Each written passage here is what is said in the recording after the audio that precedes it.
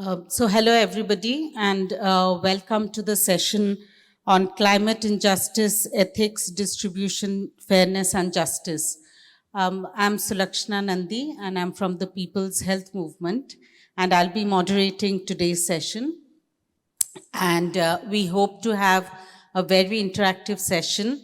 And the way the session will be organized is that we will have two speakers, and then we'll give a chance to the audience to respond, ask questions, comment, and then we will have the next two speakers and again repeat that process. So please be ready with your questions and comments. First of all, so we have really, we have great speakers. We have 4 speakers, and I will be introducing them briefly as we go along. But I would also request them to add to their introduction if I miss out anything. I think from the plenaries that we had, previously before the lunch, we did talk a lot about, the crisis, the climate crisis, biodiversity loss, and the impact it has been having on health and lives of people. But, we really hope that in this session, we are able to unpack exactly, who is being affected the most, who is causing the damage. And it's really important to identify and, otherwise we really won't be able to respond appropriately. So it is not that everybody is getting affected in the same way. It is not that everybody is, contributing to the crisis in the same proportion. So I think as a group, we really need to take cognizance of the fact that there are communities, there are people, who, despite, being sort of not really causing a lot of environmental damage or ecological damage themselves as a group or as a community, though are being affected the most, through the actions of others. And so in this session, we hope to explore this further with really 4 really brilliant case studies and experiences, not really case studies, but also, they are lived experiences of how this is happening. And the core of the, the core aspects that we want to discuss is, when we are talking about climate crisis, what is the sort of, there's a real need to look at, justice. There's a real need to look at ethics, even when describing the situation and also when proposing the solutions. Our first speaker is Soukeyna, who is from Senegal, and she is from,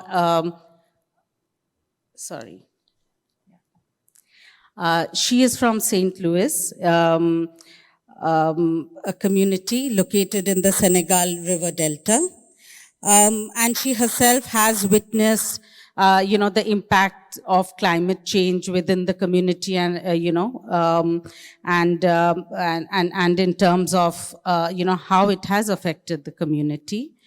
She's a public health professional who has over 12 years of experience in public health.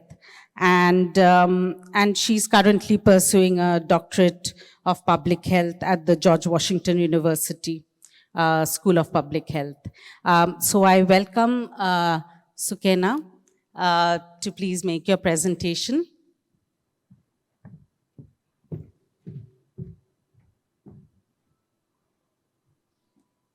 Thank you very much.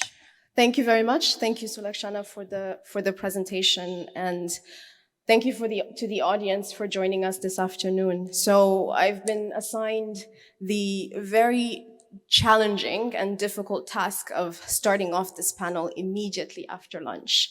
So thank you for being here, and I welcome the opportunity to present on a part of the world which is rarely brought center stage in the global space, including on matters pertaining to climate change and global health security. And my hope is that at the end of our conversation today, we will be inspired collectively to involve and engage the usually underrepresented countries of sub-Saharan Africa and specifically Francophone Africa to be heard and given space in these global discussions. So the country that I wish to discuss today, as Sulakshana mentioned, is Senegal, and which, as you all know, is located on the western coast of the African continent. It is the country that I call home. And most specifically, I want us to talk about Saint-Louis in Senegal. Saint-Louis is a city located on the north of the coast off of Dakar, the capital city. And it is a place that I want to tell you about, given its particular location and its particular specificity at the delta of the river Senegal, which flows up north the country, down from Mauritania into the Atlantic Ocean. So when we talk about Saint-Louis, where are we talking about? And why is it important to talk about it? For those of us that may have been lucky enough to visit this part of the world and to be able to visit Saint-Louis in particular, there is a mainland part of the country, of the city, which is what you see on the outer left on that slide. And the mainland part of Saint-Louis is connected to the island of Saint-Louis through a bridge. And on either side of the island of Saint-Louis, you have two arms or two affluents of the Senegal River. On the other end of that is a protective barrier which protects both the mainland city and the island from the Atlantic Ocean. And it is essentially a strip of sand that runs about 31 kilometers down all the way to the Atlantic, and which separates the Atlantic Ocean from both the mainland and the city. And it plays the role of a protective barrier for the river from the Atlantic Ocean. The island itself was founded as a French colonial settlement in the 17th century, and it was the capital of both Senegal and Mauritania throughout the colonial period until 1957, when the capital moved to Dakar. And both the location and the characteristics of this colonial city, of this former colonial city with its colonial architecture, give the city a very distinctive appearance and a very distinctive identity. It is essentially a very subtle marriage between land and water. And you feel this as you walk and travel down the very narrow cities of the island. And in 2000, the island was declared a World Heritage Site by the UNESCO. And this is a picture depicting the bridge between the mainland city and the old town or the island itself. What's important to note is that Saint-Louis is also the home of 3 natural parks, 2 of which, the Parc National des Oiseaux du Djoudj and the Parc National de la Langue de Barbarie, are bird sanctuaries. And the third is a sanctuary for several endangered species in the region, which are essentially cared for on this sanctuary and protected. Now, in the early 2000s, the city of Saint-Louis experienced a significant threat from flooding as a result of changes in weather patterns, in rainfall that affected the entire country, but which particularly made the island of Saint-Louis very vulnerable. And this is because the unique features of the island, covered and surrounded by both the river and the Atlantic Ocean, made it extremely susceptible to flooding and threatened the very existence and identity of this island. And as you can imagine, in such situations, you have significant, you have consequences such as rises in mosquito breeding grounds, rises in malaria incidence cases, but also the real risk of cholera outbreaks in these types of situations.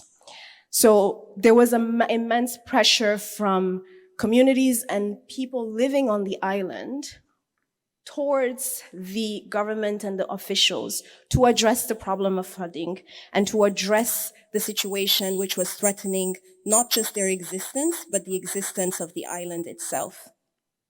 So as a result of this, the question is, what response did the authorities put forward, and what was the solution that was found to address the challenges that the island was facing?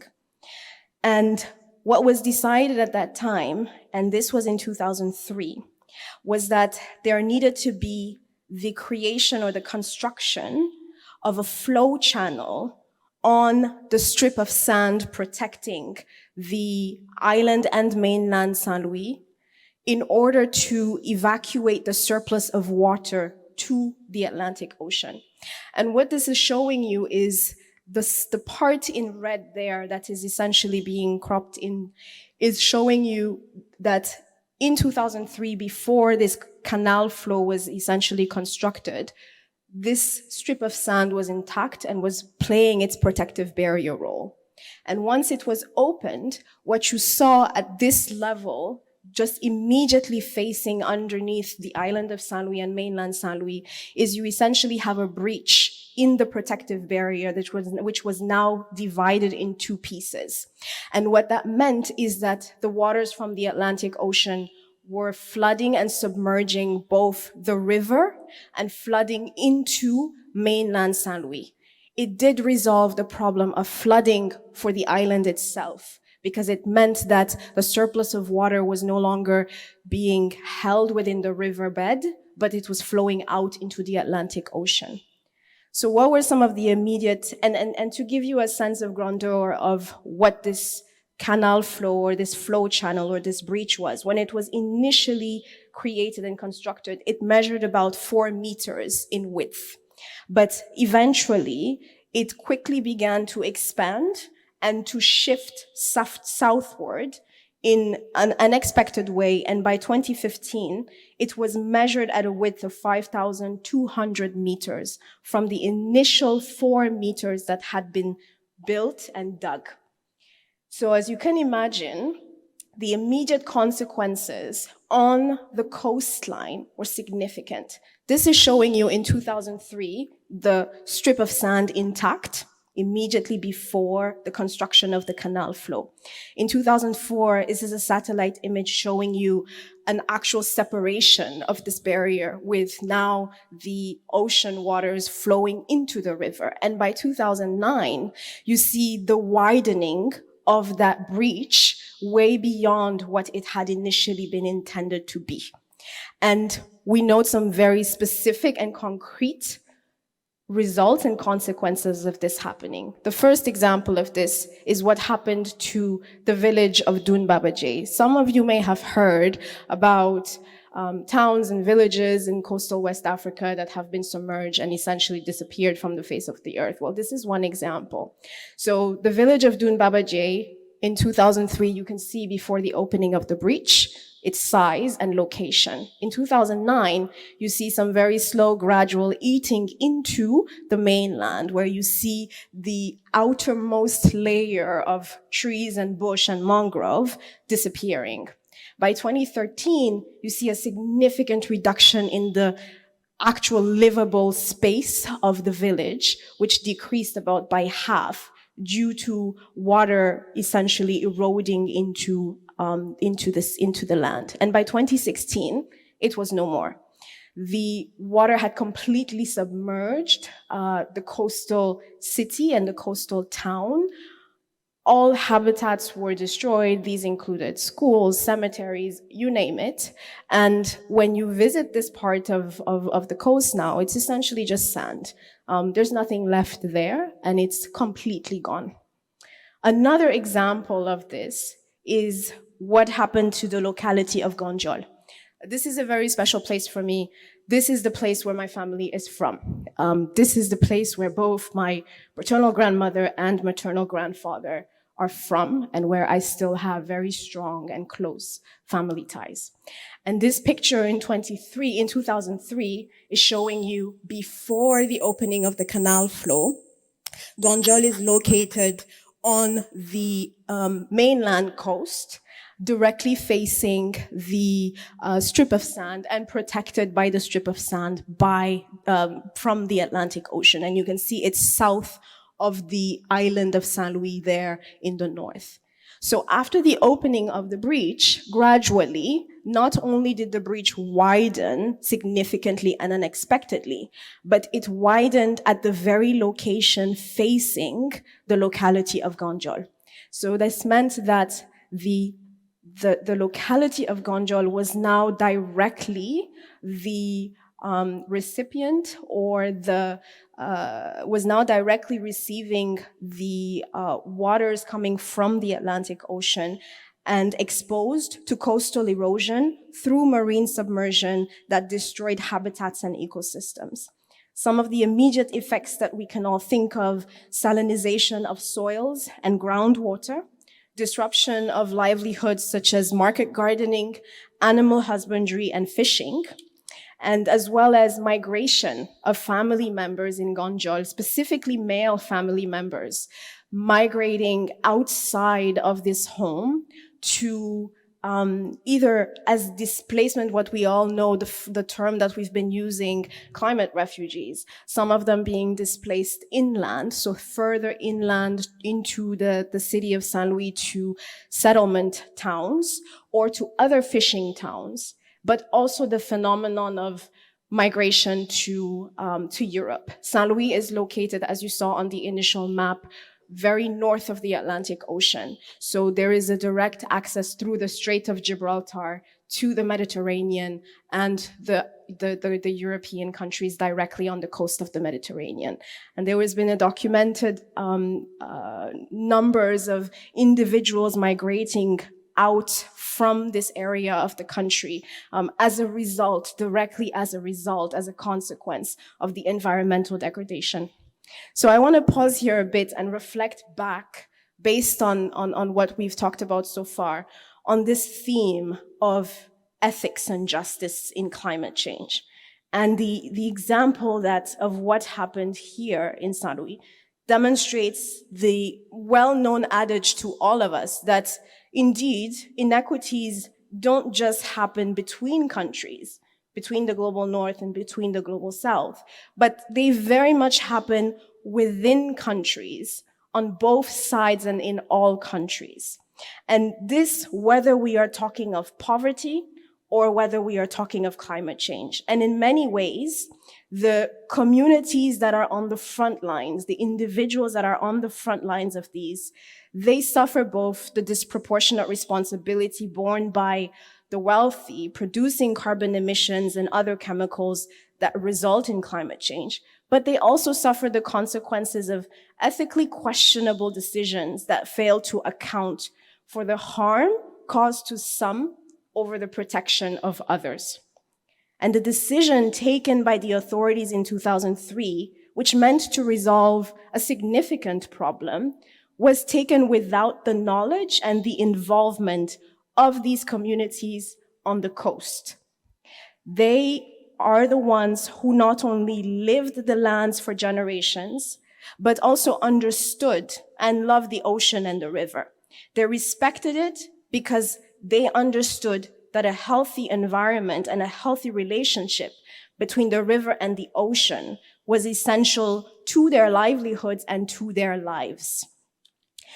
So as I start to wrap up on this, and as we discuss further on this, I want to share a few reflections and also some solutions. The first one that I would like to touch on is one which we say very often, and that is communities, communities, communities. And yes, it sounds obvious, and we all know it, but very often we fail to actually and systematically involve communities to tap into their knowledge and mostly to give them the space to be the agents and the decision makers of the very decisions that affect their lives. The second lesson from my work into this research and reflections on this issue ties back to the question and the themes of fairness and justice. And I couldn't help but think that when we talk about the need for climate actions and adaptations, sincerely, where and by whom are these actions and adaptations defined? To the individuals and communities in Ganjol, in Saint-Louis, in Guet-Ndar, it means sometimes very little to talk about individual actions such as saving energy at home, turning off the light, composting, reusing, repairing, recycling. Not that those actions aren't important, but these actions imply a level of privilege and access to resources. And they also fail to recognize that the actions of people are sometimes a lot more driven by the need to survive and less by the ability to choose and change one's behaviors. So as we talk about setting a new health agenda, it also requires that our thinking around climate actions need to consider and be driven by the lived experiences of communities outside the global north and outside the Western world. And they should recognize that for many, nature, the environment, livelihoods, and way of life are intrinsically related and impossible to tease out. And lastly, what solution after all this, or what way forward for the problem in Saint Louis? And so I took my own advice and decided we need to figure this out and hear from the actual people that are living this detrimental consequence. And so I engaged with the gatekeepers, the fisher folk, the heads of household, the community members who know well this ecosystem and who understand what shouldn't have been and what could possibly be as a way forward. And the first thing they recognize is that the situation is likely irreversible, and that at this point, reversing the damage is the only paramount and meaningful, reducing the damage is the only paramount and meaningful step or action or way forward in this situation for them to be able to survive. And so as I listened and sketched and sort of researched in what they were discussing, I realized that what they were describing was very much something the lines of an offshore breakwater, not a seawall, but an offshore breakwater. And this is what they felt is the most viable solution to actually protect where and how they live. The particularity of an offshore breakwater is that it limits wave energy by creating a barrier between open water and the shoreline. And it is often made out of stone or concrete. And it does this by reducing the effect of coastal erosion, by allowing waves to break on its surface, reducing the energy of the waves, and therefore reducing the direct impacts to the shoreline. And I was hopeful in looking at this and hearing this from them, because I realized that maybe there are some lessons from Thailand that we can learn from this. Because what we found in our research is that Thailand has done this very, very example of an offshore breakwater. And it is something that it has built in one of the provinces in southern Thailand to specifically address the problem of coastal erosion there. And it gave me a lot of hope to see this and to hear this from community members in Ganjol and in Saint Louis, because it meant that, and it justified that their experiences and their knowledge are valid and have weight and need to be heard and understood and taken into consideration as we think about ways forward and solutions and climate actions and how do we act together, not by having a single view and opinion that we think will apply across the world, but taking into account the fact that some of these actions and some of these decisions actually need to be specific and need to come from the very places where the damage has been done. Thank you very much for listening. Thank you very much, Sukena, for really so powerful, in such a powerful way to bring the experience of your community and the loss that they have gone through, and also the solutions that they are proposing. And I think it's very clear, and it really needs to be very clear for all of us here that, the solutions have to come from communities who are facing the disproportionate effects of climate crisis. And, however much we talk in Geneva, Stockholm, or Washington, it's really the communities in the, in our regions that one needs to listen to. And that's going to, and that's the hope, we were talking about hope, and that's the hope of really reducing the damage and also building a better world for our children. So thank you very much, Sukena. And I will now request Anand to make his presentation. So here we'll be talking about solutions, and we'll be talking about low carbon healthcare, but the equity pathways towards low carbon healthcare. Anand Bhopal is at the Burgeon Institute, and he's doing his PhD, and I would request him to maybe explain his work in a few minutes before making his presentation. You'll be the best person to talk about your passions and your interests. Thanks. Certainly. Thanks so much for the introduction. It's a real pleasure to be here, and I'm just thinking about this panel is really bringing many different perspectives onto quite a difficult challenge, which is really the question of justice when we're talking about climate change. There were two things I just want to mention about Sukena's presentation which struck me as relevant to my own, although it's on a very different topic. Firstly, that the actions people can take in response to climate change are often driven by the need to survive. I'll be talking about low carbon healthcare, and I think this couldn't be more relevant there. The second was the need to be specific. Again, couldn't agree more. So that's why when I was thinking about my talk today, I thought it's a good chance to sort of set out a few of what I think are the key principles, key ideas. I really would like to hear from you, so I invite questions afterwards. Finally, a brief introduction. My name's Anand Bhopal. I'm a medical doctor by training and now a doctoral student at the University of Bergen in Norway. I'm also spending a year at the Harvard Chan School of Public Health this year as part of my PhD. So we're going to talk about low carbon healthcare. Now, 10 years ago, this was a fairly fringe topic, but really today and this conference this issue is coming to light. This really hit the mainstream in a way at COP26 last year. And for the first time ever, there was a health program led by WHO, Healthcare Without Harm and others. This involved a lot of advocacy amongst healthcare professionals. And as you can see, it was picked up by the media as well. New York Times described it as effort to reframe climate change as a health crisis gathers steam.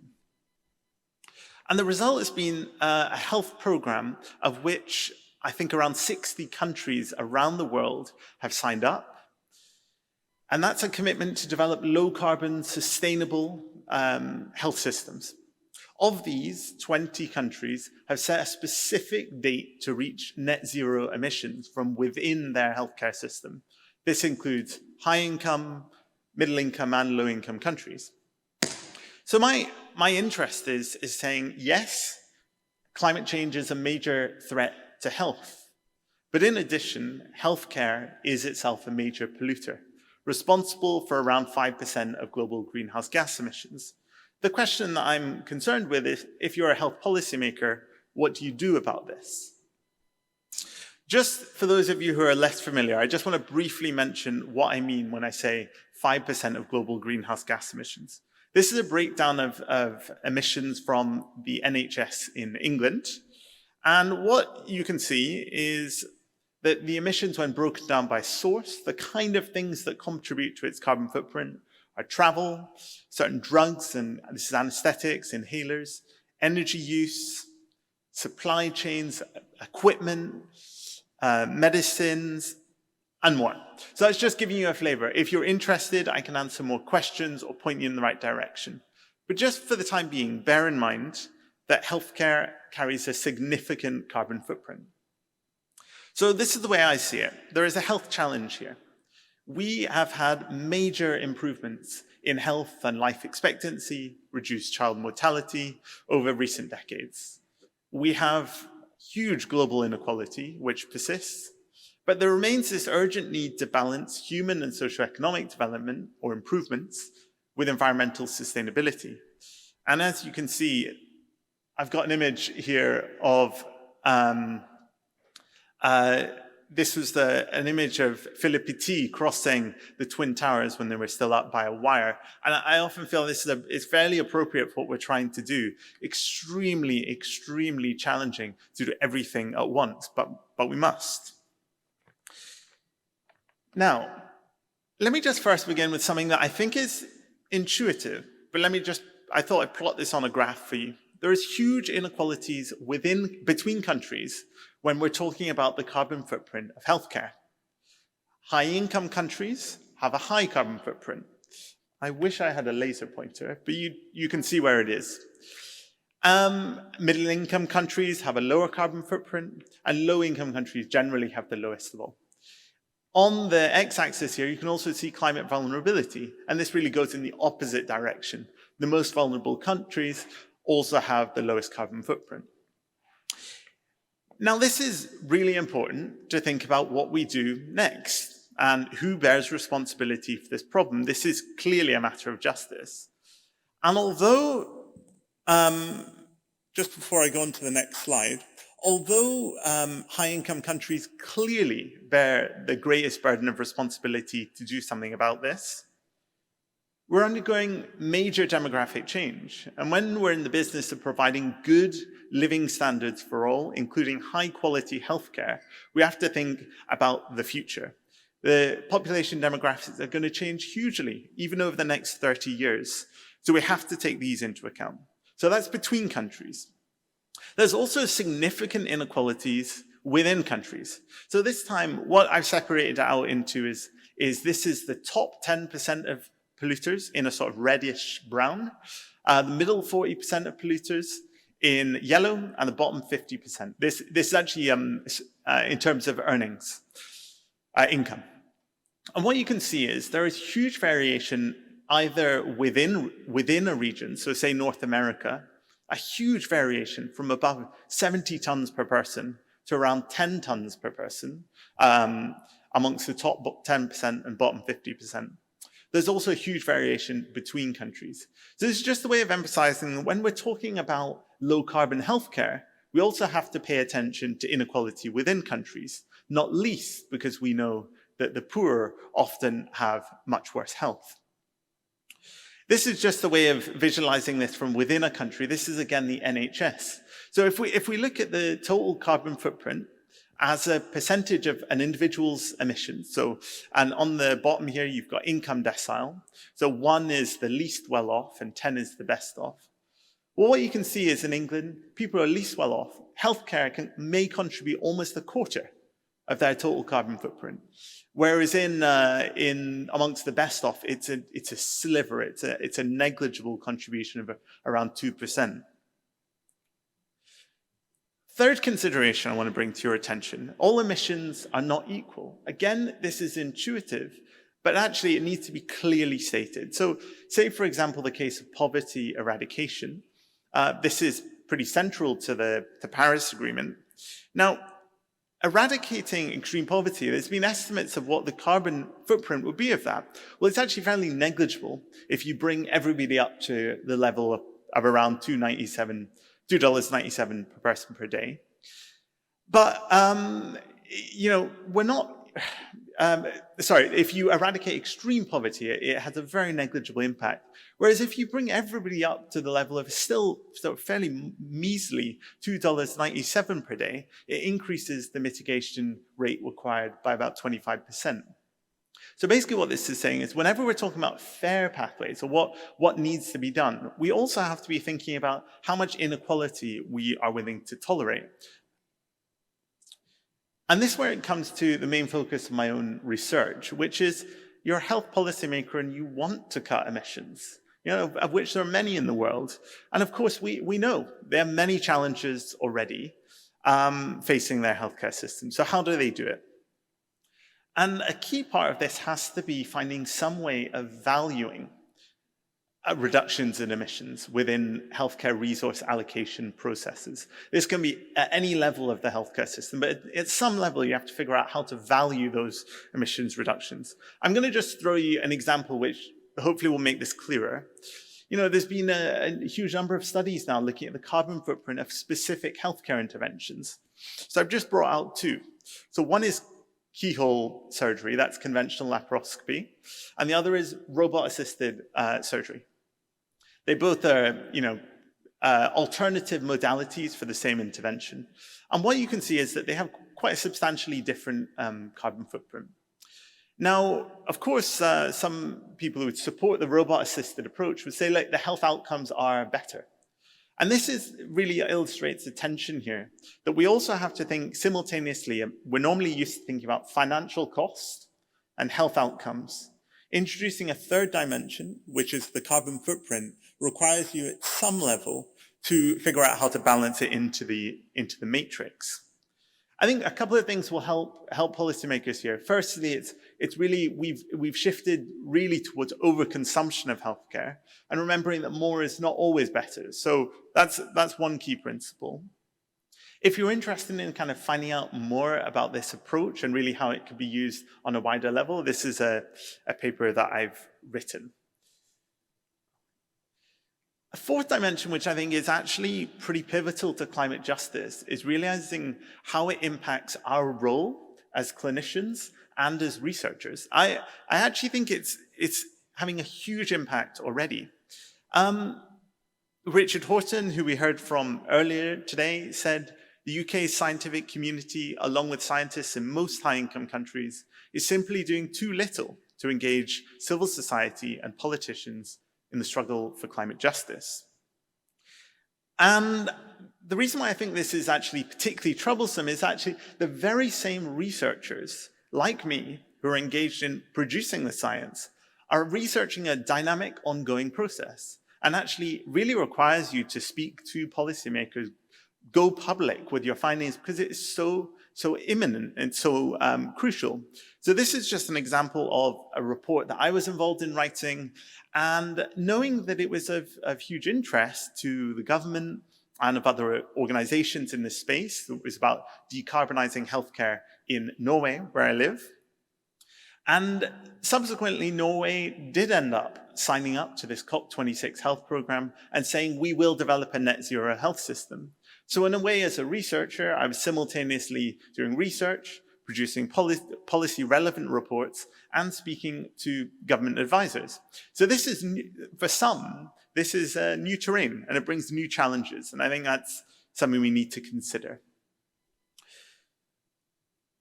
Just a final thought before I leave. I was thinking about interdisciplinarity with regard to climate justice, and that really includes the panel we've got today. We come from different parts of the world, we have different areas of focus, and in a way we are all trying to describe the same thing. You might recognize what this image was trying to describe. It's the blind man and the elephant. And actually, it sometimes feels as though we are describing things differently, but we're actually talking about the same thing. And I think this is, for me, it's a good analogy of why we clearly need to come together, including in forums like this. It may seem as though we're covering such different material, but actually we're just describing the same thing in different ways. It's about fairness, it's about inequality, and it's about what we do about that. So thank you so much for listening. Thank you very much, Anand. Now we would really like to open the floor for comments and questions on our two speakers. So can I please request anybody who wants to speak to maybe put your hands up, or you can just you can go to the mics that are there.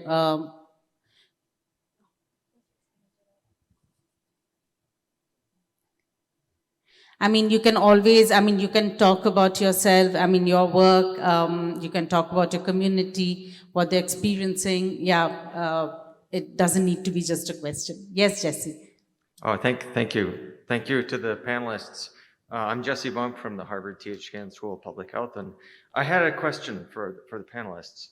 In many ways, we think about socioeconomic development as opposed to environmental stewardship, and there's sort of a Western way of thinking about that, where traditionally those countries have exploited the natural environment, become wealthy, and then use some of those resources to protect themselves or to preserve the environment. And I'm wondering if the panelists have any way of maybe avoiding that trade-off with a different approach to development or a different approach to sustainability. Thank you. Thanks, Jesse. Would you like to take? Yeah, thanks so much for the question. I actually realized as I was saying that part about the health challenge, that I didn't like the wording. So you definitely picked up on something there. And I think it's because of what was mentioned in the plenary earlier. Words matter. And words are actually, we need to be really careful in what words we use. So even though I think I know what I mean when I'm talking about socioeconomic development, when I think about it, I'm thinking about needs, meeting human needs first and foremost. That includes access to healthcare, schooling, education, and so on, housing. But actually, socioeconomic development is very often conceived as economic growth, purely measured in terms of GDP growth. So I think that is a challenge, and maybe the way we can overcome it is being more careful with our words and being very specific that this is about ensuring we meet human needs. Thanks, Anand. And I think also learning from communities who've really never made a differentiation between the two. So, Kenya, would you like to contribute to this? I'm not so sure that I have. You touched on it a little bit, is that I think sometimes we get wrapped up in the semantics and in the words, and I think sometimes the meaning of it is just very much what's at the root of what people need on a day-to-day. What is it that they need for development at their own level? And what is it that they understand as economic development at their own level?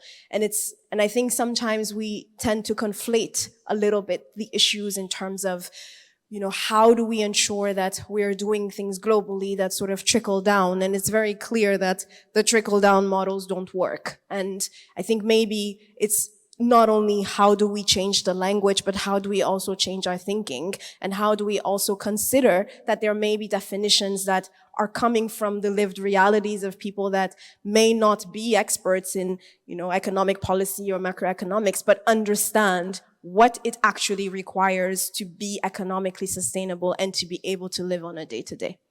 Thank you. Thanks so much. We have another, Matthias, you wanted to ask something?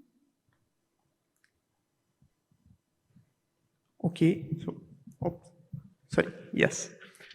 So my name is Mateus. I'm from Brazil. also part of the People's Health Movement. I wanted to thank Sukina and Anand for the brilliant expositions and make a question. I was thinking very much about it, especially in your presentation, Anand. If we think about the framework of primary healthcare as a framework that we have discussed a lot historically, for instance, in key documents like the Declaration of Alma-Ata, if this would be an interesting framework, because when we speak, for instance, about overconsumption on healthcare, if we think about primary healthcare as a way to avoid it, and getting back to solutions that, using quoting Sukina, from the community, we could avoid this overconsumption and get back to less consuming solutions on healthcare and thus avoiding this issue. So I was wondering if we could think of the framework of primary healthcare instead of or against a framework of market-driven healthcare as a good solution for the issue you presented. Thank you. Anand? Thanks so much for the question. I couldn't agree more. Primary healthcare, I mean, from a kind of carbon footprinting point of view, it's much lower carbon than secondary healthcare. In addition to all the other reasons why primary healthcare is preferable, it's given to people in the community where they live, it's much more prevention focused.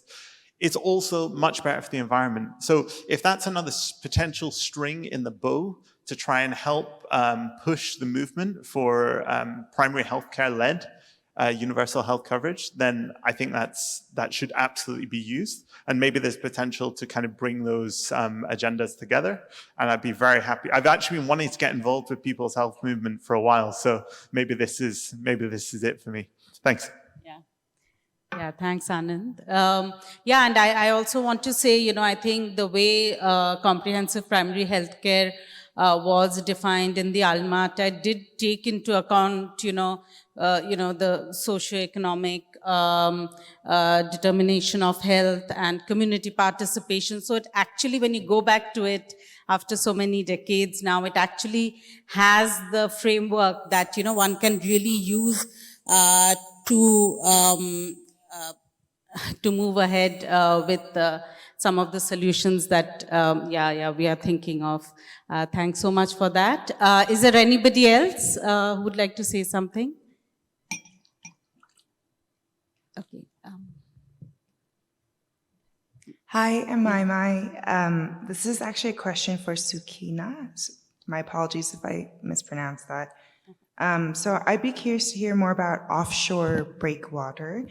I don't know very much, but I know there's a team at Scripps that is looking specifically at how sea level rise is causing coastal erosion as well as inland flooding because it's pushing up fresh water that sits on salt water. And so as you're seeing these different types of flooding impacting different communities, what are some of the solutions that you're seeing both for sea flooding as well as inland flooding? Can I please first ask you to introduce yourself? Sure. I'm Mai. I'm a graduate student at the Harvard Chan School of Public Health.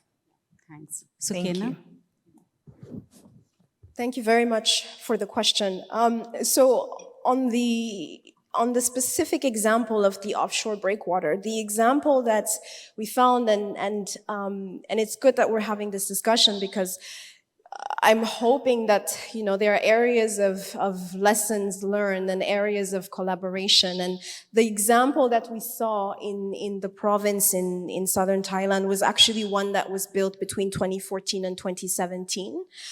There was the name of the province, and I avoided pronouncing it because I didn't want to butcher it. And I think one of the reasons why it was built there, from my very limited knowledge of Thailand, was very much as a result of exposure to increases in sea level and exposures in sea flooding, as you mentioned, and how that solution, which was obviously constructed not so long ago, is hopefully showing some lessons or some data that could inform, is it actually something that is working? Is it actually leading to the types of results that were expected? And I should caveat this by saying that in speaking to the individuals and the communities in Gonjol, they didn't mention Thailand in any way. It wasn't so much that they said, oh, we know of this example in this country. It was a description of the solution. It was a description of the construction or the architecture or the type of protection which they felt would actually work. And then in researching different examples of seawalls, of dikes, of offshore breakwaters, and showing them, this is the one which they felt, understanding the sea, understanding the ocean, and understanding the challenge that they felt, may actually help. And it would require looking into this, doing some research to understand, is this actually a viable solution and something which would resolve the specific issue? And you are right to point out two different types of flooding.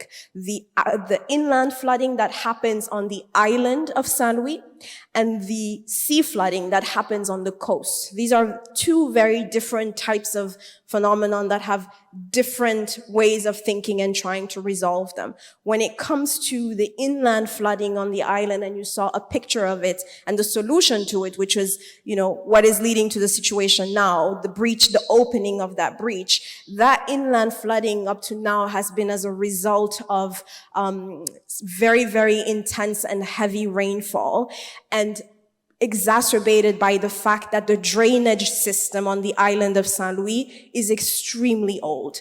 That's why when we look at the history of Saint Louis, this is a town that was built in the 17th century. And it's a town that has very, very old and frankly obsolete drainage systems.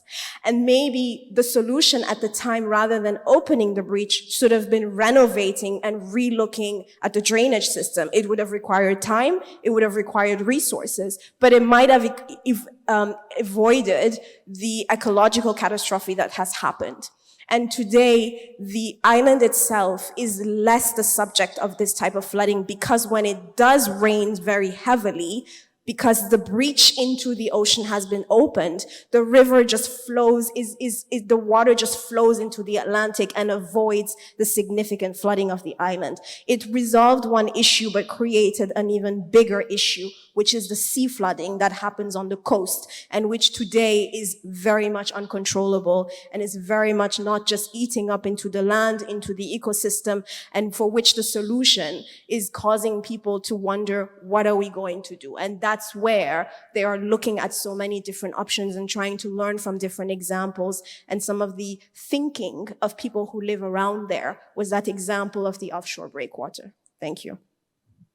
Thank you very much, Sukena. Yes, Carmen, please go ahead. Yes, thank you. My name is Carmen Baez from Argentina. I'm a member of the People's Health Movement as well.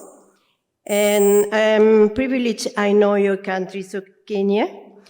Not that village, but the long coast of the Atlantic until Guinea-Bissau. This is an example, but the potential dangers take us to think about what lessons learned are about people take health or protect their health for these type of situations. And if you can describe, if product of that situation that they were not part of the decision, if they have organized themselves, if they have created some committees, and what lessons learned they can share with the rest of the African countries in the region about facing it as communities. Our movement, as you heard Vivian Camacho this morning, is about One Health, Mother Earth, which includes all species and human beings. And the organization is the response to all together to find and have another type of world. Thank you. Thank you, Carmen. Sukina, would you like to respond to it Yes, now? Yeah. thank you very much. And it's a privilege to know that somebody has visited and knows this part of the world that I'm talking about. So thank you for sharing that.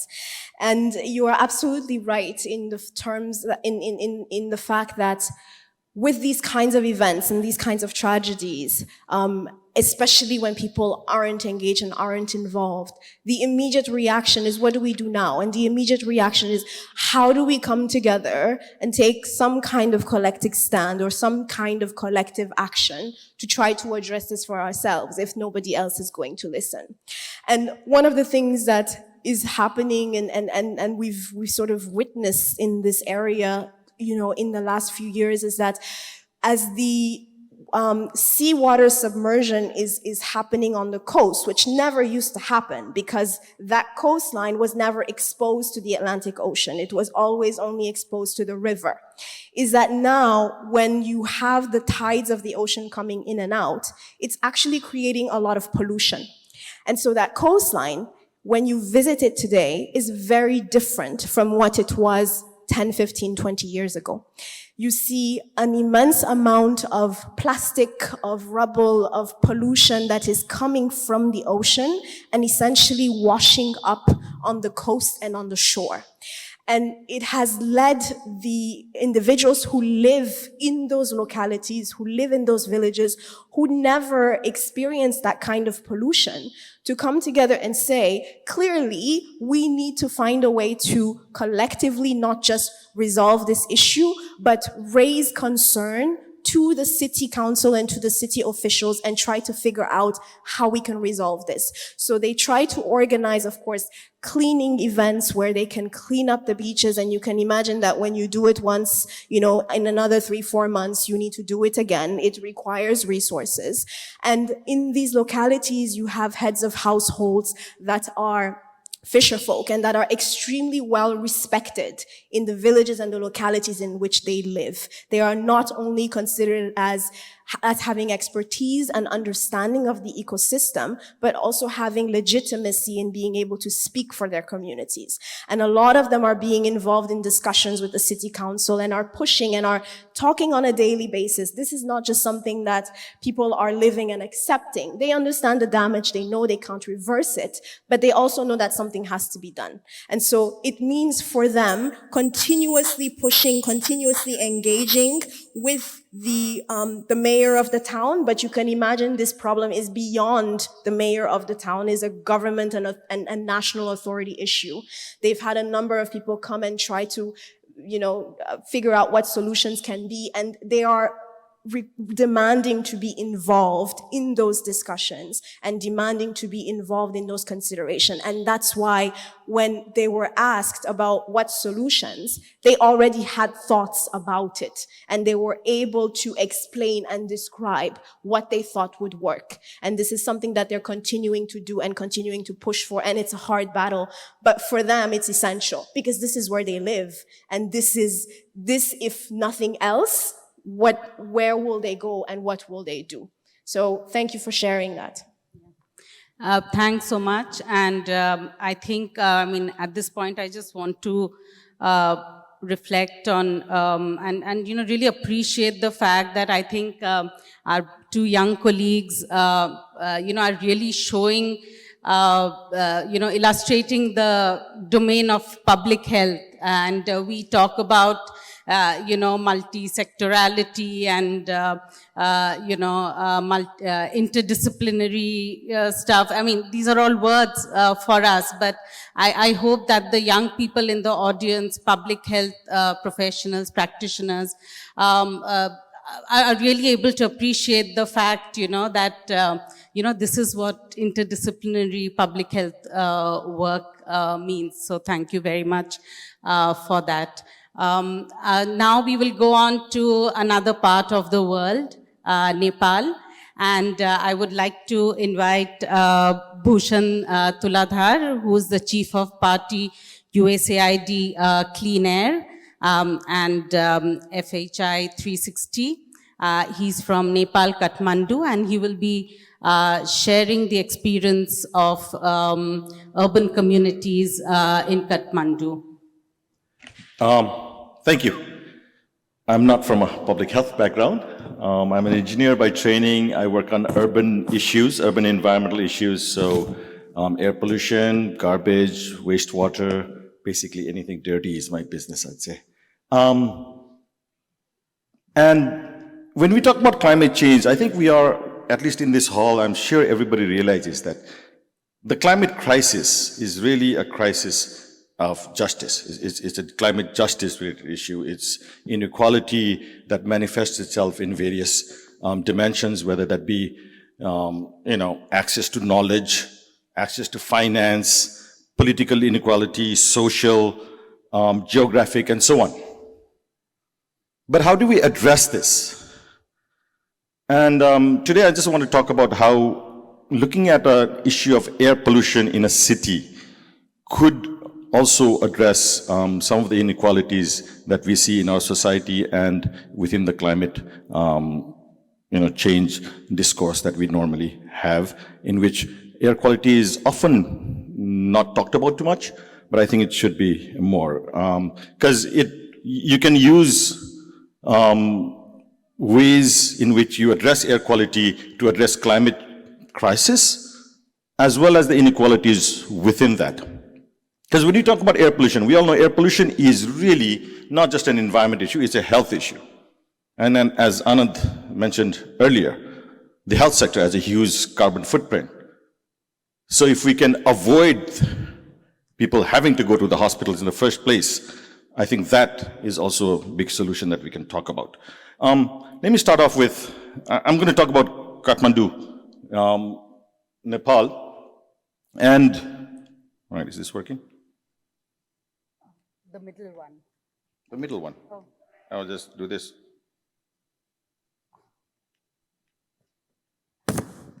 Middle one is this. Can somebody please help with the PPT? The circular one, the big circle. That's what I'm doing. Can someone please help? Yeah, there's... Help is on its way. Okay, I'll continue while help is on its way. I'm pressing this on it. It's not working. Okay, as I said, I'll talk about cities, urban areas. And I think overall, the two major challenges that we are facing today, one, oh, there we go. Did I do something wrong?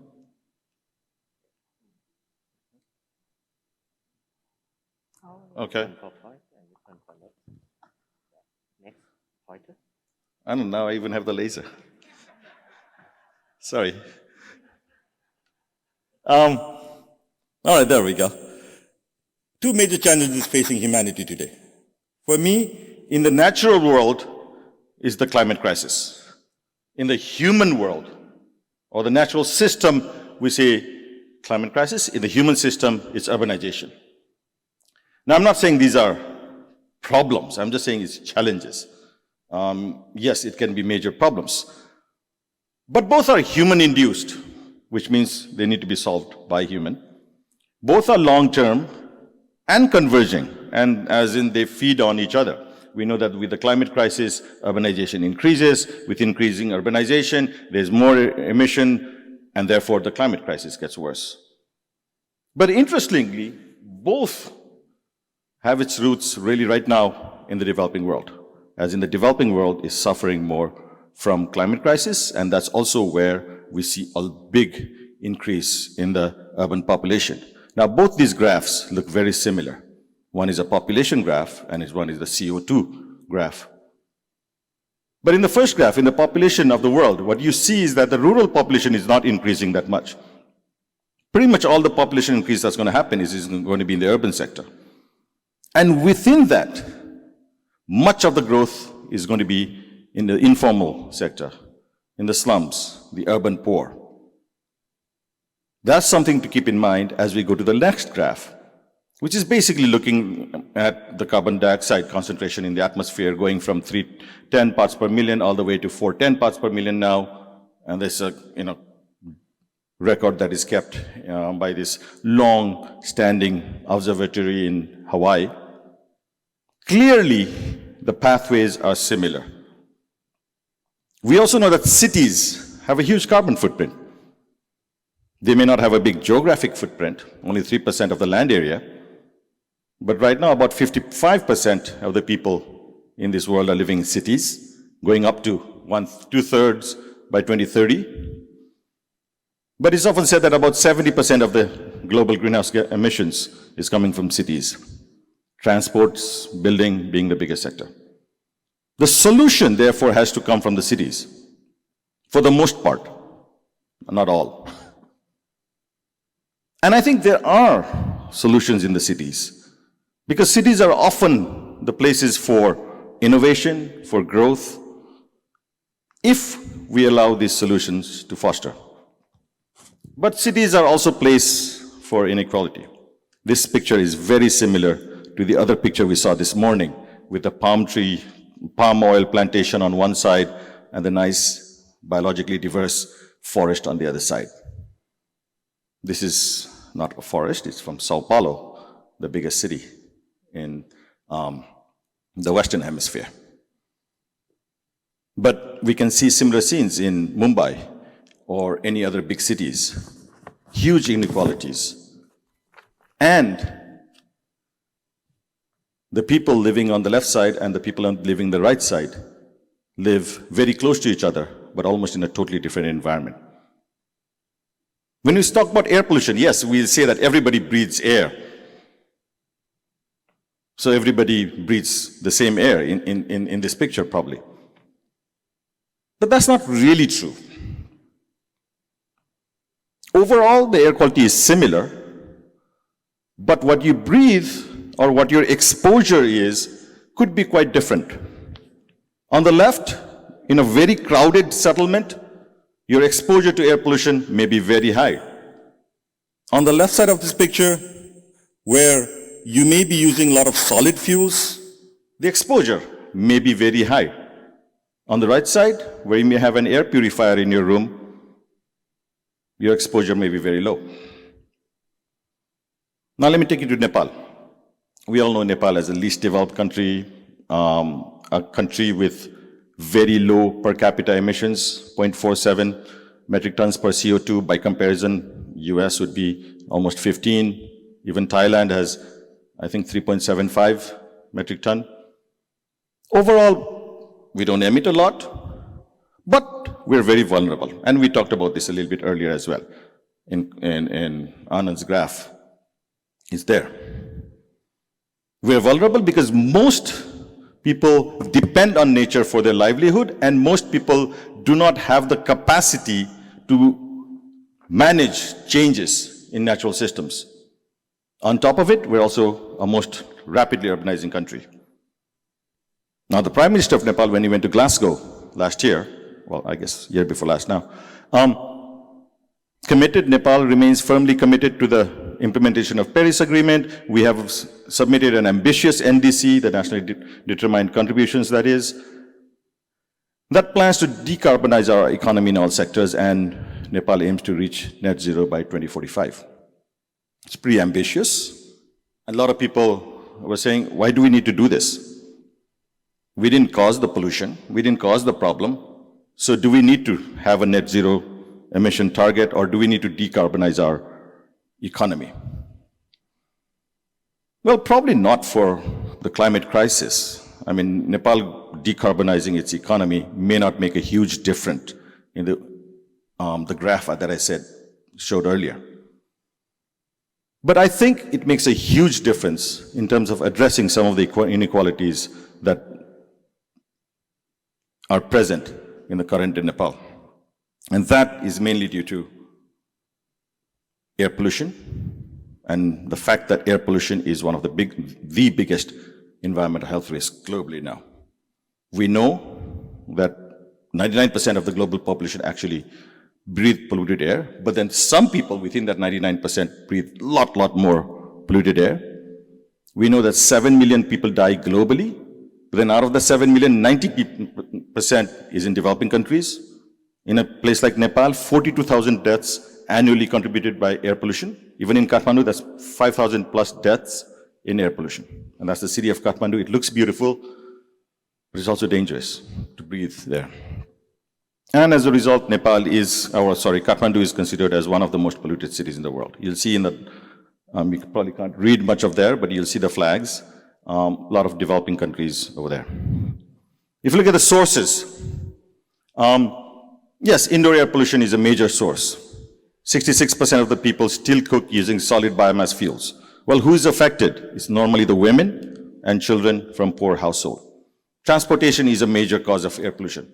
Well, who's affected mostly by transport pollution? It's the street vendors who are living on the sidewalks. It's the pedestrians. Or even among the pedestrians, if I'm walking with my 3-year-old child, my 3-year-old child will be affected more than me, because his breathing height or her breathing height is very close to the tailpipe of the truck that is passing by. He's exposed to more air. He is breathing in a lot more air compared to his body weight, compared to me. So children are more vulnerable, elderly are more vulnerable. Next, industry. Well, who are affected by the industry pollution? Most of the people who are affected are the people who work there. That particular industry is a brick industry. 4, waste burning. A lot of times, poor people burn waste or any other material that they can find to get some heat in the winter. Now, there are solutions to it. Indoor air pollution, we talked about before, more than about 2/3, shall we say, of the population still suffering from it. Improved cook stoves of various types, whether that be an improved cook stove that uses wood, as is seen in the top picture, or one that is just a fan that is from a computer that has been fitted to her stove at the bottom. The little girl in the middle, she's using a biogas stove made from waste. The biogas is made from waste, not the stove. And then way at the edge, that's my daughter, who is using an induction stove. So there are a variety of solutions that are available. Simple solutions that really don't cost much. If we promote them, we're talking about reducing pollution significantly. And oh yes, they also have climate benefits. Outdoor air pollution. We talked about brick industry. Well, there are alternatives to bricks. We talked about vehicles. Well, can we get more people to walk? That picture on the top right is a little resting stop that was made hundreds of years ago. At the time, there were no cars. People used to walk.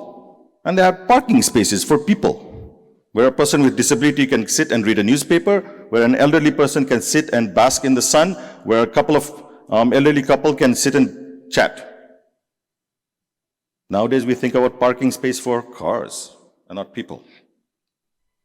At the bottom, there's a picture of parking space for cars, but there, a group promoting cycling put up a little cycle stand to show that one parking spot for a car can fit 10 bicycles. Now, this road is the most posh road in Kathmandu, the most expensive real estate. It's called the Kingsway, right in front of the palace, the old palace. And when I took that picture, what I saw was a waste collector. Parked his bicycle, and this is right in front of a 5-star hotel. I think he went into the 5-star hotel to get the old beer bottles or something. But that's what city streets are meant to be, for everybody. The waste collector who comes in a bicycle, the other bicycle in that picture is a street vendor, and the SUVs as well. A street that serves all is a street that promotes equality, and is a street that promotes clean transport. Speaking of clean transport, you can see the electric vehicle. It's an electric public vehicle on the other side. There are solutions available, but if you care to ignore them, this is what you get. This is a recently built street. Well, that was 2 lanes. It's been gone to 8 lanes in Kathmandu. But they don't have a footpath, or even if they have a footpath, it's actually a drain cover. So it's a time series photo. You can see this old lady walking on this road and not the footpath. When the bus comes, she puts one leg on top, the middle picture. The bus goes, she's back on the road. 40% of traffic accidents, or of fatalities due to traffic accidents, is pedestrians. Everybody has a right to use the streets, especially the elderly. What we want is people-centric and not car-centric systems. There's a quote from Enrique Peñalosa, who was the mayor of Bogota in Colombia, said, depth of democracy in a city can be measured by the width of sidewalks in that city. Think about it. When you don't promote pedestrians, when you don't promote street safety for pedestrians, you get this, vehicles going up. Yes, vehicles will go up, but you can also go for cleaner vehicles. And this is the story of Safa Tempo in Kathmandu. Safa Tempo is the electric tuk-tuks, you'd say, three-wheelers.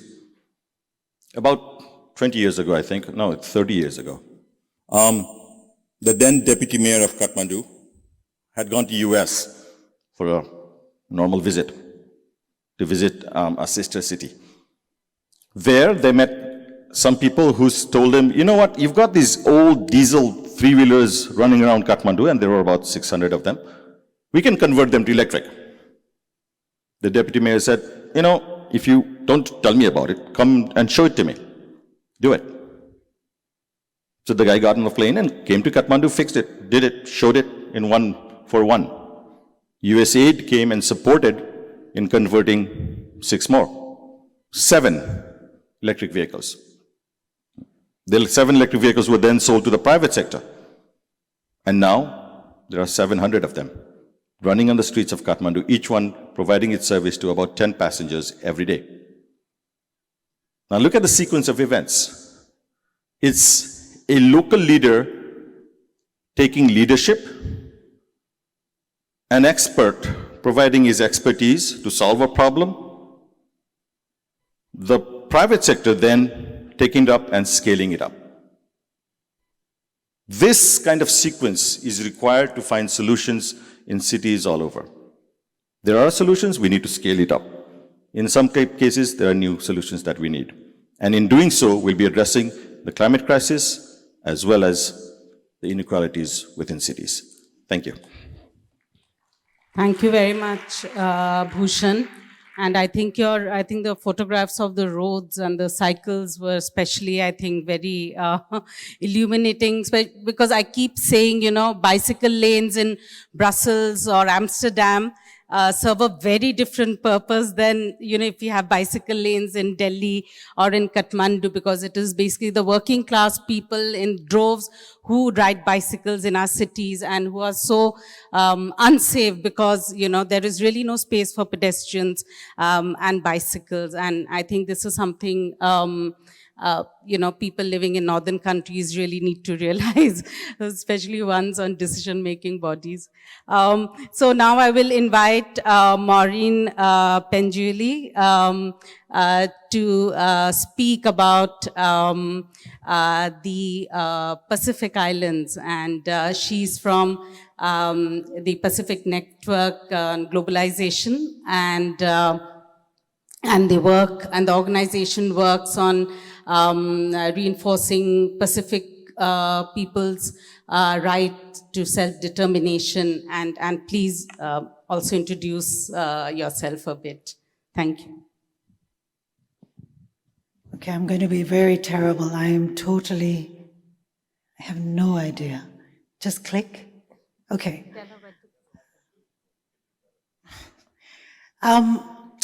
Thank you again. I think this is a really important time for us to be gathering to discuss the climate emergency.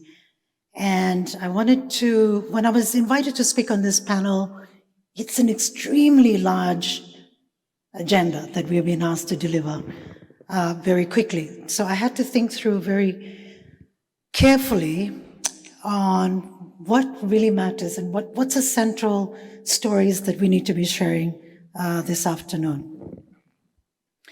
And I wanted to introduce not just myself, but my home, where I come from. My name is Maureen Pinjueli. I am from Fiji, but I was born on an island called Rotuma, which, if you know geography, is close to Tuvalu, the country that sits on the equator in that big blue that's kind of, I don't know how to do here. That's my home. But for most people, they don't know where Fiji is. So for referencing, we're about 4 hours by flight from Australia to this dot here. It's the country in the big blue.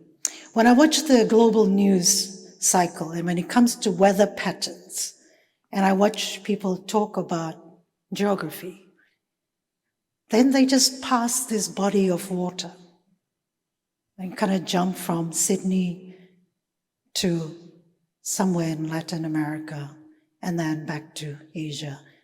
We are that big blue.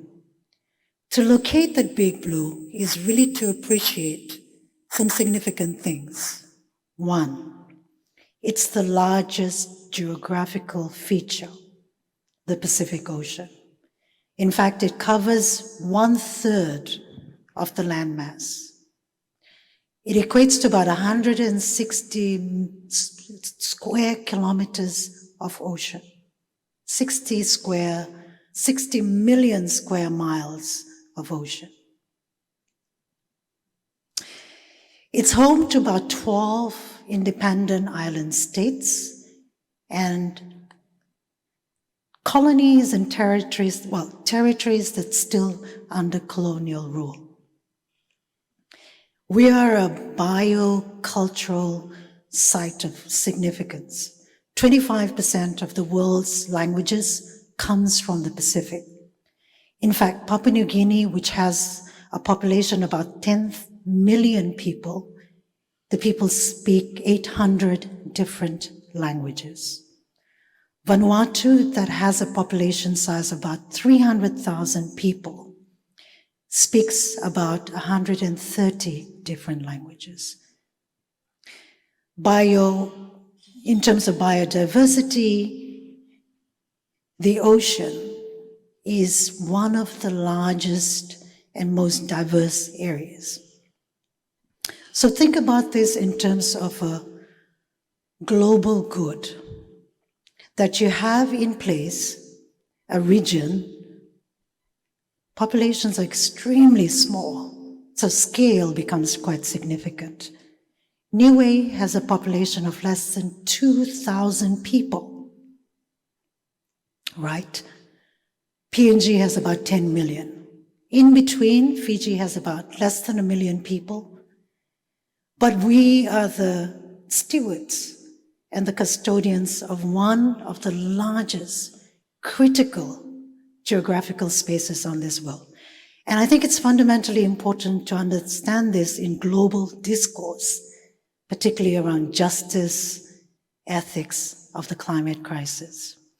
If we think about oceans as the most significant climate regulator, right? You heard this morning, every second breath that you take, give thanks to the oceans. It absorbs about 1/3 of all carbon dioxide. So the pH levels that was being talked about this morning, give thanks to the oceans, right? But the nexus between climate and oceans is rather interesting because it's the one place that we don't pay attention to. But we are seeing it in 3 different ways. One, in terms of warming oceans, we talked about it this morning, sea level rise, and ocean acidification. That's blue in that middle bit. That's what I call home. So, now this clicker's not working.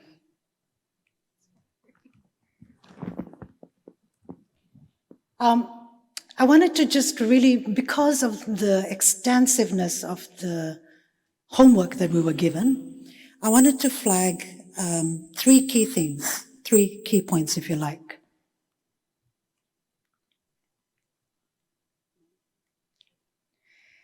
And the first thing, just listening to all the panel presentations this morning, the first key thing that really struck me about the confluence of the crisis that we're faced with is the question that we should ask about how do we redress injustices.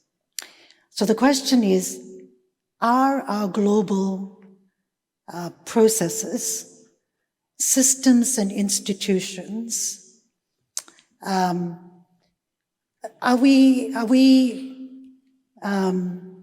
can we put a pulse check on these systems to address the climate emergency?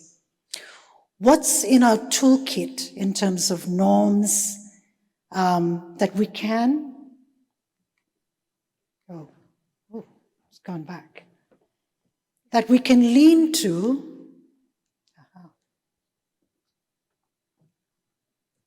help us resolve this question of justice or to redress justice?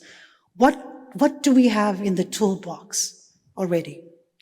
And the things that struck me is that we do have fundamental norms, values, and principles embedded in the global system that we need to lean into. Things like special but differentiated treatment, common but differentiated responsibilities, the do no harm principle, the polluter pays principle, principles of equity, right? We have these tools that are in the toolbox. What are the gaps that exist in norms and norm making? And do we need a new second wave of due diligence to help us redress this outstanding question of justice or injustice? Because we are now in a place where it's quite clear that our global systems and institutions are siloed, in separate spaces, so that people are saying, well, it's wonderful that we've got health and climate people talking together. That's not how it's manifesting. I learned a new word, polycrisis. It's now making its rounds as this new thing to grapple with. But what it really demonstrated is that we have to ask whether our existing systems, processes, and institutions are able to handle and deal with the complexities of the climate crisis. So think about whether we need a new wave, a second wave of due diligence, and what is already in the toolbox that we can use. It's not, we don't have to start from scratch by throwing the baby out with the bathwater. What do we have? What do we still need to bring about justice? This. When people talk about economic justice, which is my day-to-day life from 8 to 5 p.m. in the afternoon, I work in the field of economic justice. We have a system that's, it's in its most simplistic form, is based on exploitation, commodification, consumption, and hyperconsumption today. And in terms of climate justice, the questions that we have to ask ourselves, the very difficult questions is, how far back do we need to go in a timeline for redress of injustices? If the global north, wealth and prosperity was built on a legacy, what's a timeline for redress for an injustice? Again, these are complex issues. So in the climate movement, of course, people talk about, one, the need for recognition. In the field of injustices, we start with the premise of recognizing what we have done, both to the natural world, but also to people, communities, territories, and places. Recognition. Then the other R is very important: reparation and restitution for people and communities. Loss and damage, as we heard this morning, was a win, but its win comes from very problematic places, from a place of injustice on climate.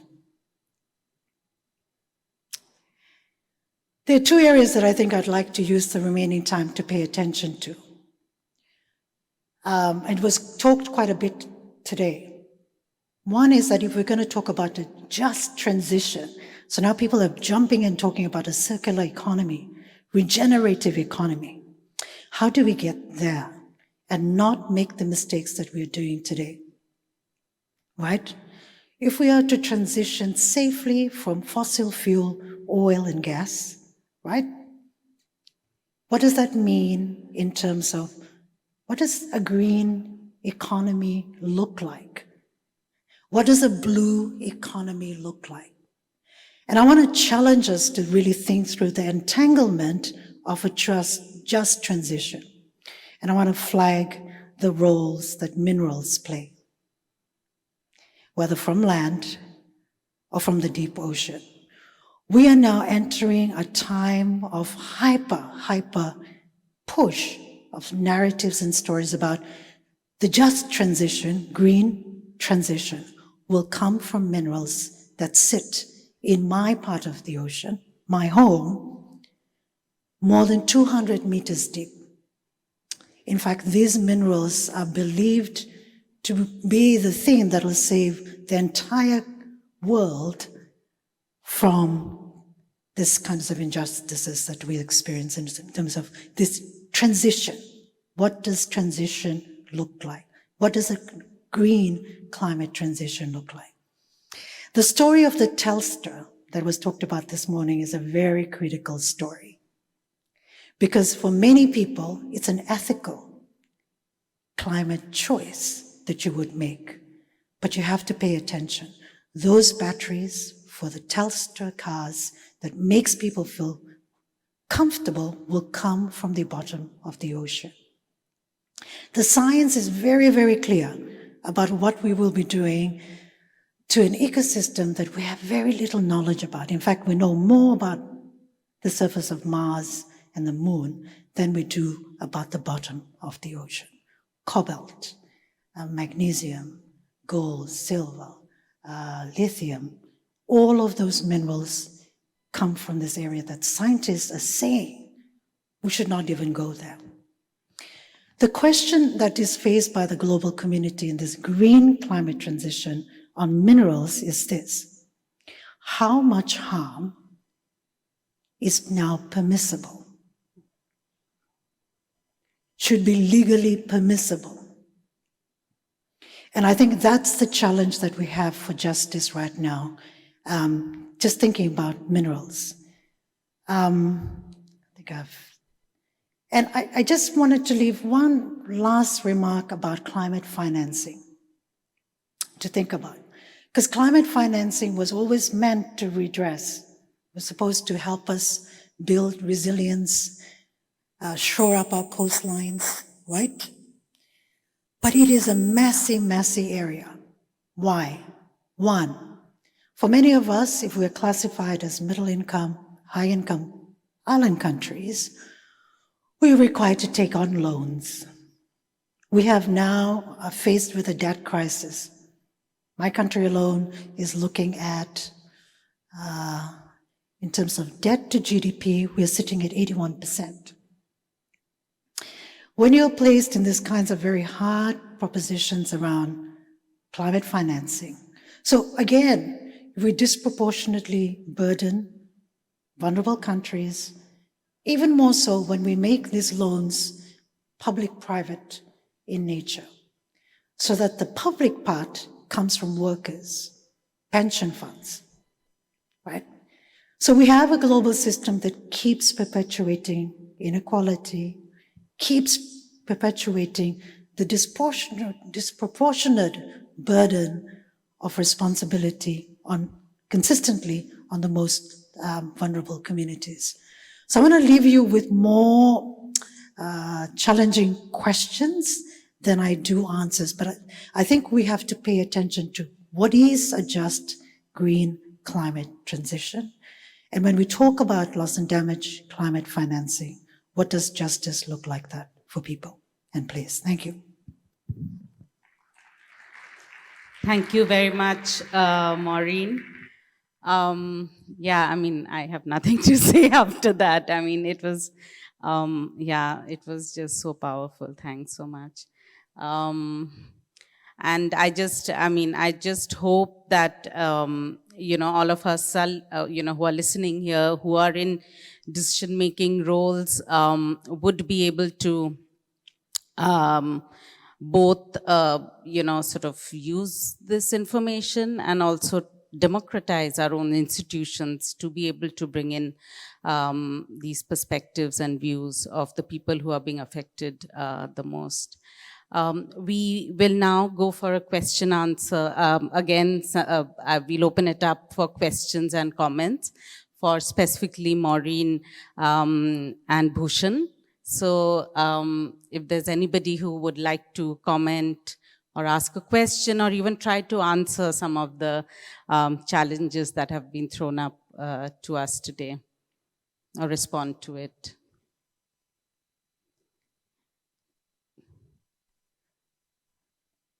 I would really urge the audience to ask a question or give a comment. I'm sure a lot of, things are going on in your head.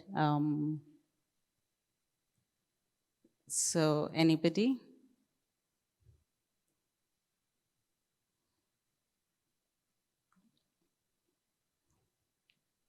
Do you have a question? Okay, yeah. Yeah, sure. I'll let them come to you.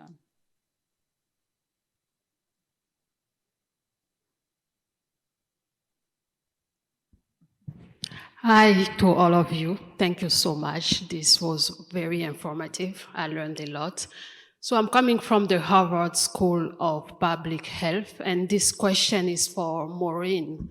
So you talk about mining in this part of the world, and everything that you cited, cobalt, copper, are in demand to fight and mitigate the effect of climate change. However, we know that these big industries that want them can do anything to get them if they want to.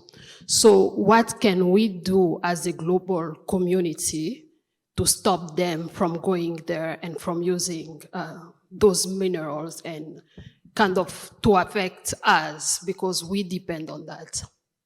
Thank you.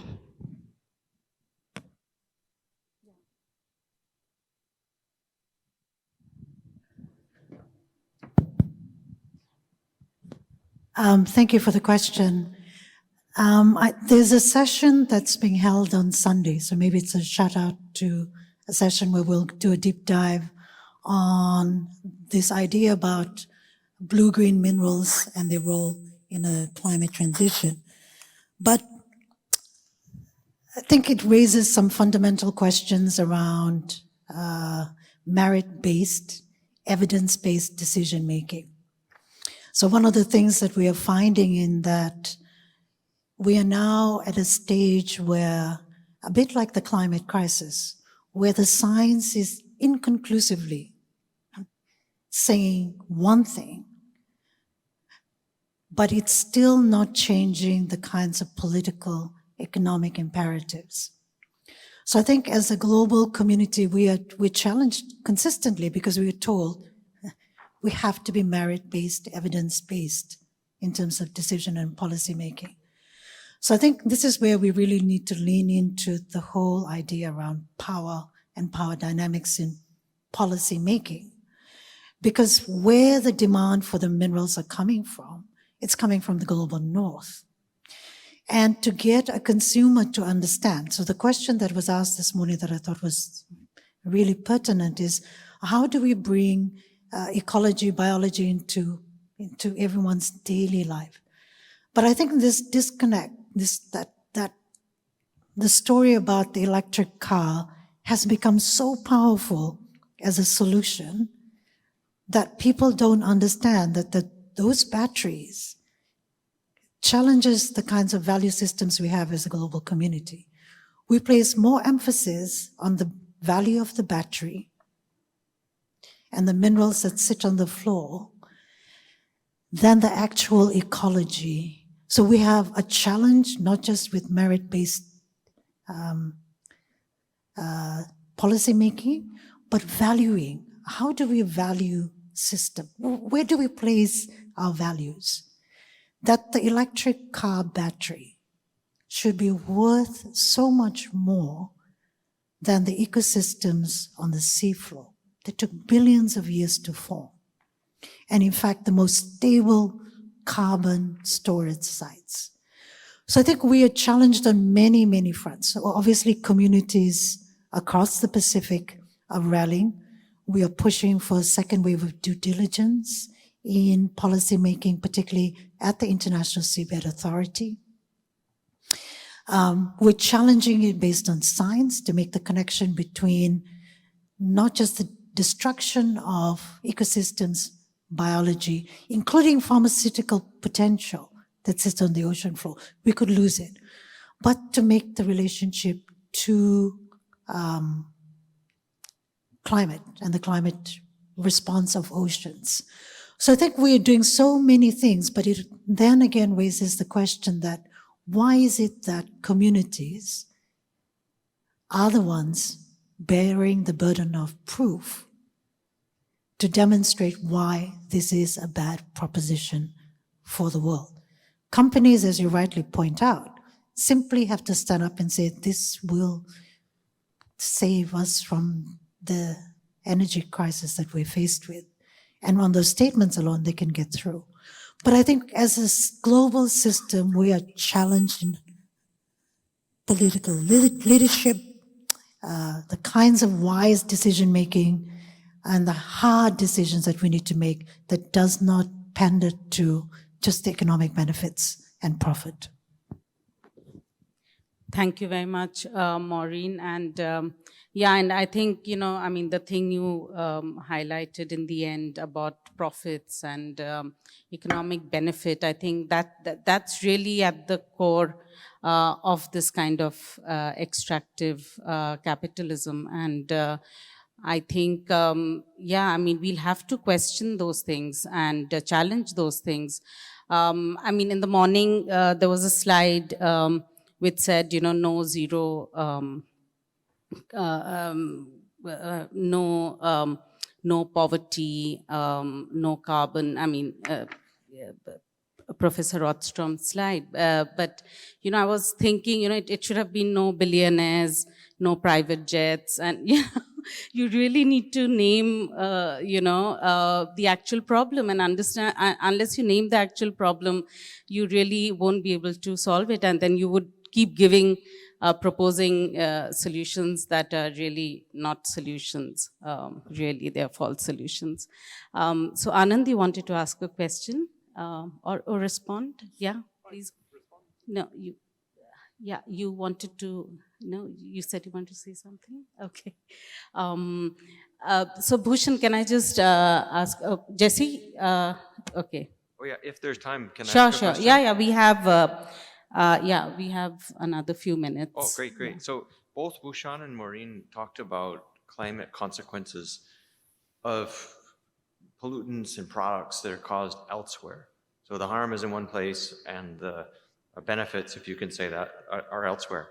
And I wanted to observe that historically in rich countries, things like public parks or the stewardship of wildlife, those have come out of similar phenomena. That is, there's industrialization, there's harm to the environment, and then there's a government response. And in fact, modern Western governments have emerged to manage that problem.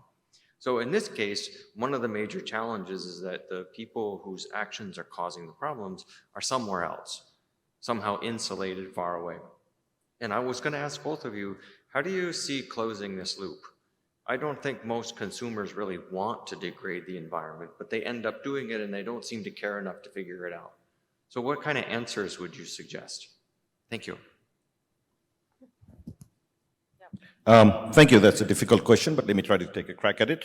I agree. Number one, as you said, governments normally respond to public pressure. That's what politicians do. And even in the story that I just said about the Safa Tempo, there was a lot of opposition from local people for the, diesel vehicles, and that's why they responded. So the first course of action is people raising their voices, and I think that is why it's important for people from the Global South, people from deprived communities to raise their voices, even within countries. Often people who are in power, who are rich, who are polluting, normally don't see the consequences or are not affected by the consequences as others. Now, when it goes one step further across boundaries, it becomes more challenging.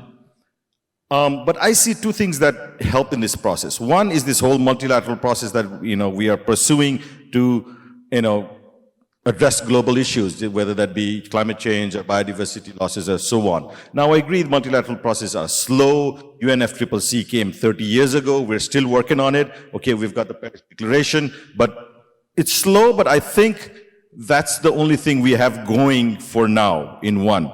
Second is this whole, the global economy, where now consumers in one part of the globe are consuming products coming from somewhere else. So consumer demand or consumer choices, if we made properly, can affect markets. I mean, she talked about the electric vehicle markets and the batteries and so. Yes, the electric vehicle market is booming. We need to find solutions to alternate battery chemistry there. And I think people are starting to realize that, but we need to push the message more. So I think that communication part of things, and the fact that communication is global now, it should be of help. I agree it's a tough thing to do, but that's the only choice we have. Maureen? I mean, there's some really exciting work that I think is emerging from the Pacific, and particularly state-led initiatives. And the first is when you're dismissed or when you're told that you just only have moral authority, it kind of takes away a level of agency. But Pacific governments have been very, very good. And one of the things that they're doing right now is really to establish in law their boundaries, territorial boundaries, right? One. Because in the way we're constructing territories and boundaries, it's based on land. Your measure is from land mass. But in the event of sea level rise, what happens to entire nations? So a country like Tuvalu has already deposited its coordinates. The region as a whole has resolved some of the disputes with each other. But we are now going straight for the international community to recognize into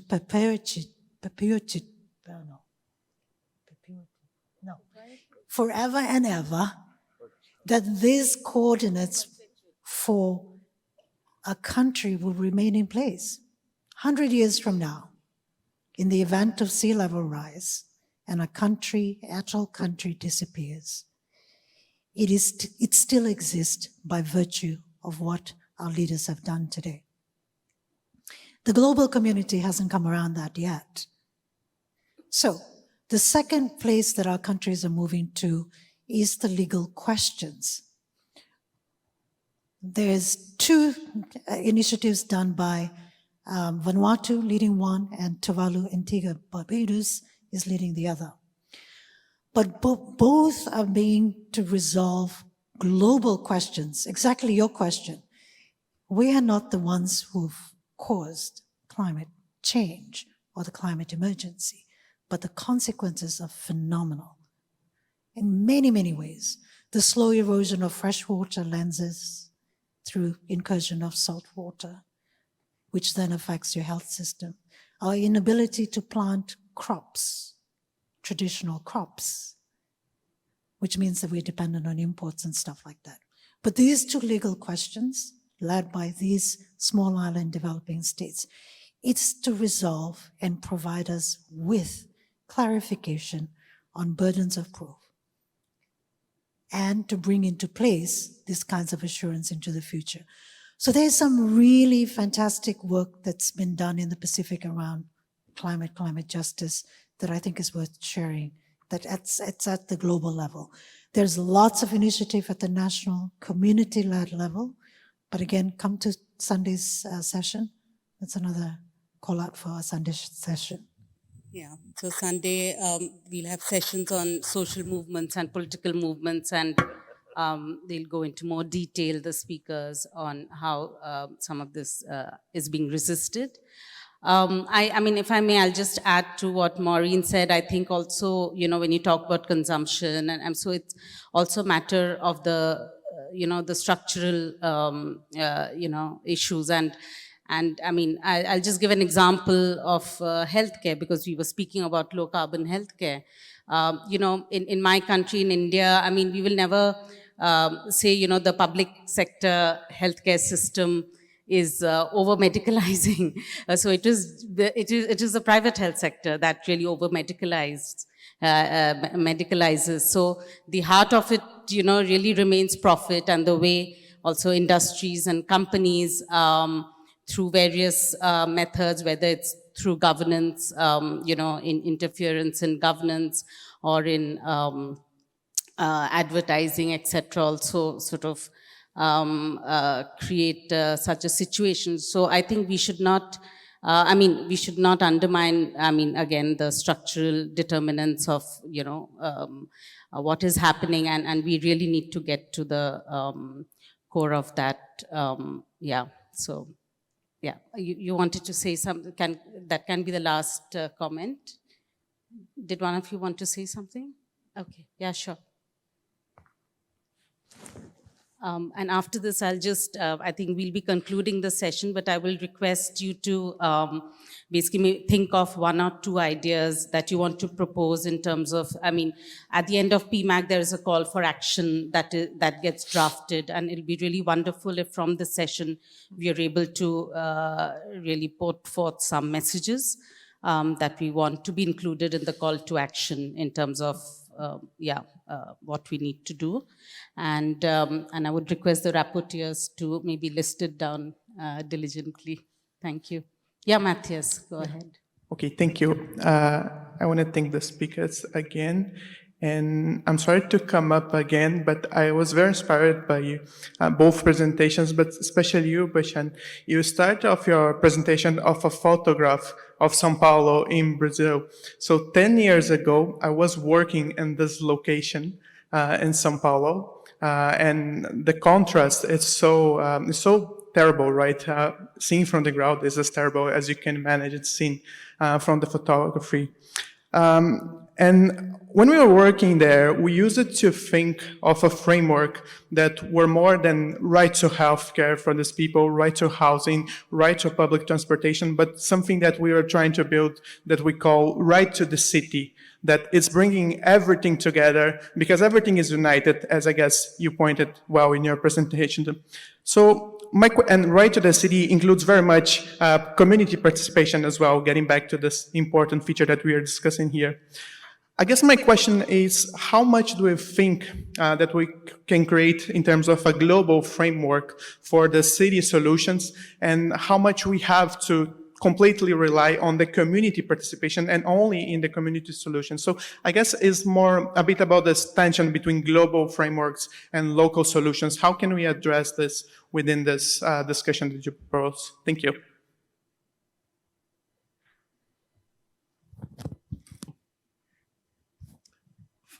Thank you. I didn't expect that difficult question right at the end. But first of all, thank you for explaining the picture. I have never been there. I use the picture just because I find it so, as you said, so talking the difference.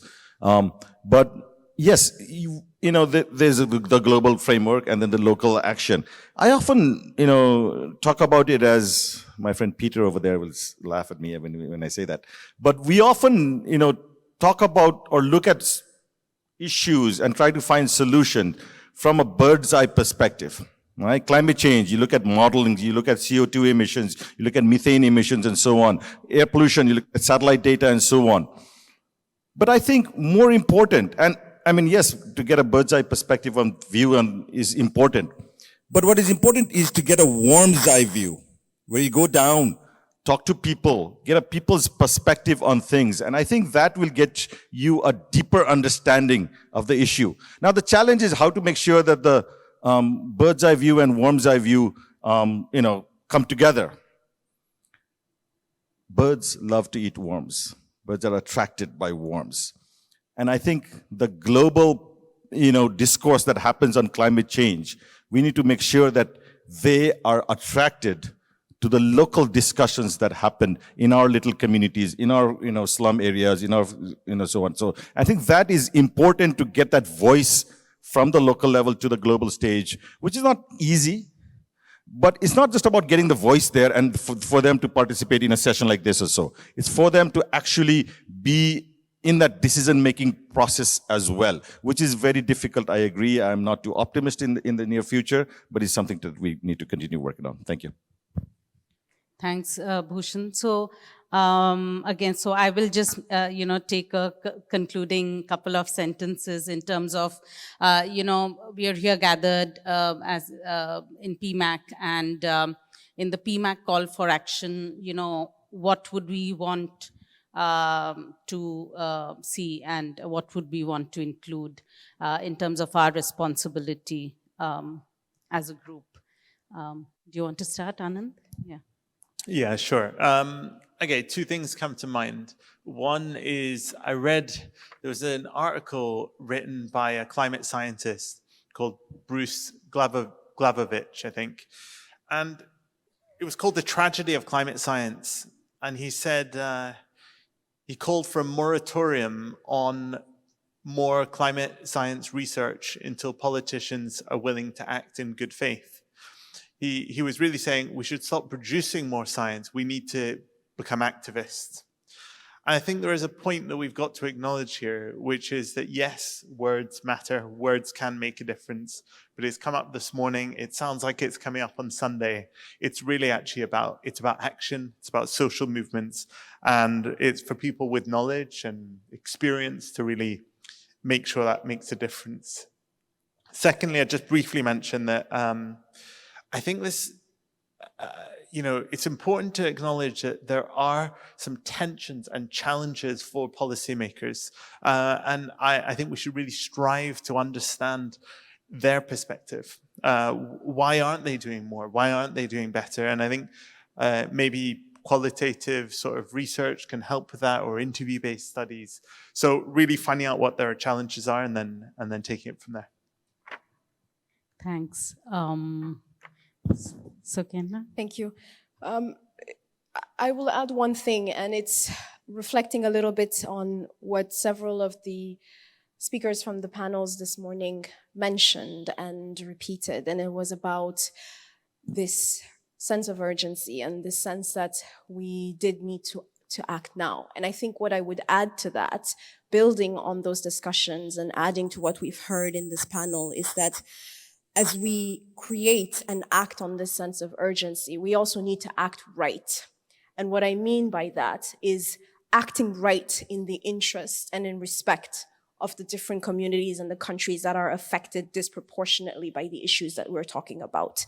And what it means is that the communities who are most in need of survival are also the ones who least contribute to the issues that we create today. So acting now and acting urgently also means acting right and taking into consideration and into account what that means across the globe, and the fact that different actions and different interventions will need to consider these lived experiences and will need to consider realities that are different across the world in order for our collective action to make sense and to be fair and just for all of us. Thank you. Thank you. I'll just follow up on these two brilliant panelists. One researcher saying putting an end to research until there is action, and other panelists saying action now and action right. Right? As it cliched as it may sound, I think I love this: think global, act local. Right? That's what we want. I mean, when we talk about climate change, we talk about biodiversity. Yes, these are global issues, but we want action. We want action now, we want action locally, and we want action that is just. These are things that we need now, while we continue to think global. Thanks. Yeah. Maureen? That's a very big question. Two things. I think 1.5 is really critical. And I think it's something that we have to achieve. It's not something that we kind of just working towards. It really, we have to for our own sakes. Secondly, I think we need to give confidence to a system that is clearly a broken system. And we can only give confidence if we demonstrate through case studies, through voice, that we are addressing questions of inequality, addressing poverty, because otherwise we'll keep coming back to panels to talk about justice. We have to give confidence to action to achieve. Because we, as a system, I am a little bit worried that we still don't seem to learn. And again, this idea that if we keep producing the science, it will change the hearts and minds of people. And maybe one last thing, and I think stories will become more and more powerful. We need the kinds of transformative change of people, behaviors, and that comes from stories. So the more stories we tell, the more we can relate with each other and hopefully give confidence to a system where there is not much confidence at this point. Yeah, thank you very much to the panelists. I mean, I don't even dare to summarize, our very rich discussions. I mean, this panel was supposed to be about ethics, fairness, justice, equity, and I think through the powerful stories that have been narrated, the experiences that have been told, I think, I think it should have affected all of us, and I hope that we take these stories and use these stories in our institutions and change the way we work. I think most of all, I think we heard also a lot of, there were a lot of learnings, whether it's a northern institution, whether it is, whether it's government, and I hope, wherever we are from, we are able to really respond to some of the challenges that have been thrown up by this panel. And finally, I really like, Maureen, what you said about, in terms of, I think we really need to start, recognizing, we don't do that enough. And reparations, I think, reparations is such a strong concept. It's such a powerful concept. And I think every time, and it should not be only us in the Global South who is talking about it. I think that's the main thing. And I think that's our appeal to you, in a sense, that all of you who are here, especially from the Global North, need to really take our stories, and ensure that the voice is heard. Yeah, so thank you all very much, and thank you to all the participants. I think we have, I don't know, the organizers, we have another session right now, the plenary session. Yes, yeah, thanks so much. Let's give a big round of applause for our panelists and our audience.